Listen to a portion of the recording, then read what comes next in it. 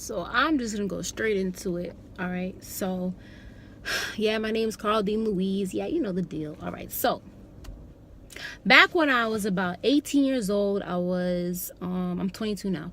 Back when I was 18, I was a freshman in college. Okay.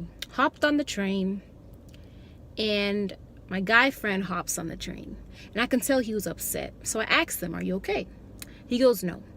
And I was like, "What's wrong?" He said he's nervous. I said, "Why are you nervous?" He said that he's going on a date this weekend and he's nervous because this girl does not know that he does not have a car. And I'm like, what's the big deal? So then he's just like, "No, the thing is that if she finds out I don't have a car, she will not like me." I said, "Hold up.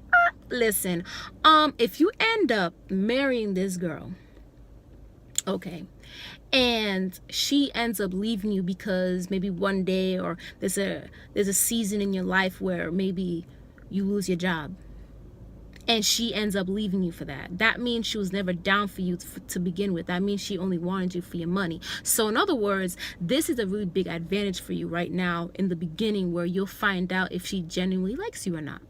He said, "Okay." And I said this. I asked him this question. I asked him, first of all, "Are you trying to increase your finances?" And I said, "If you're trying to level up, if you're trying, if she can't see that, then she's basic. Duh." So he said, "Okay." Long story short, yes, they ended up dating. She did not only see him for his money. So cool. Second story.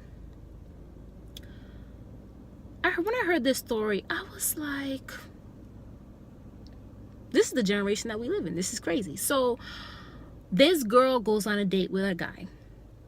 She cuts him off because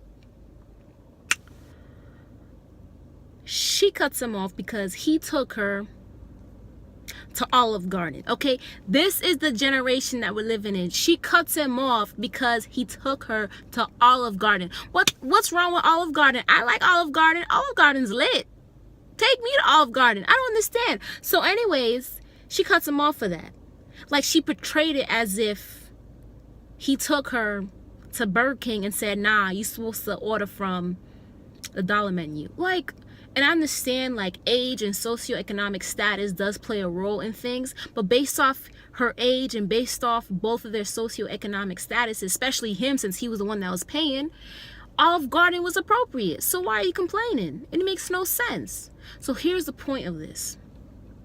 I see so many videos and so many people pointing the finger, and people get like, "Oh no, women, we face this," and men, "No, we face this." Listen, we both face stuff. Women, we face the insecurity of our body image. Men, we don't talk about this enough, but they face the insecurity of money. And I'm starting to see that a lot. And it's becoming a problem because, first of all, with the second story, how she just cut him off because he couldn't take her to a fancier restaurant. And yet we wonder why so many men start selling drugs. I mean, there are few reasons why somebody might end up selling drugs, but sometimes it's just, I personally feel like dudes are feeling pressured because that's crazy. For example, I remember back in high school, there was this dude, everybody know he was trapping, everybody know. And so one day, a few of us were asking him, like, "Yo, why don't you change your ways? Why don't you stop? Like, you're gonna end up either 6 feet under or end up in jail." That's what we told him, right?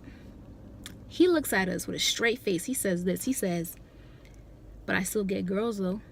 That's what he said. And I'm like, yo.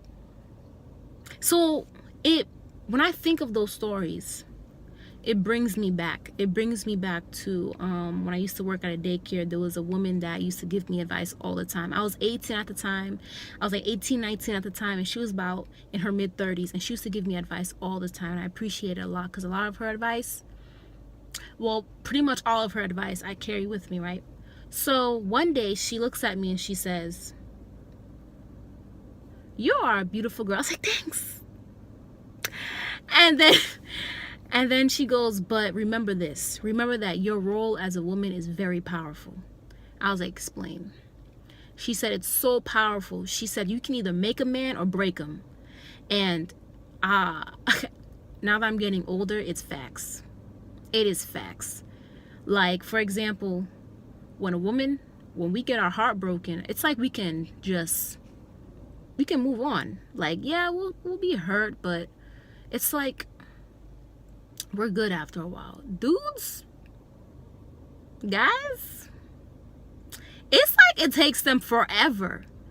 And at first I never really understood, but now that, you know, obviously as you get older you become more wiser, I'm starting to realize, you know what it is? It's like, dudes, they really don't have a support system. They really don't like that. Like, they can't call up their boys and be like, yo, guess what she did? Like, they can't vent, basically. It's seen as being weak.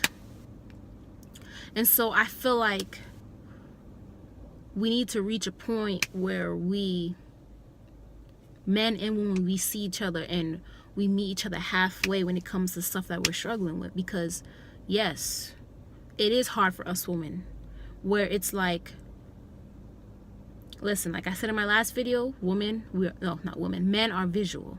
So back 30, 40 years ago, the only woman that men saw really was probably, you know, some lady at his job or something like that, a few men at his church. But nowadays, all he has to do is go on this app called Instagram, and there he goes, a bunch of nude pics of a whole bunch of other women. Like, now your husband or your boyfriend, he knows what your classmate looks like without clothes on, because all he has to do is go on social media. Little things like that where women get insecure. We get insecure about stuff like that.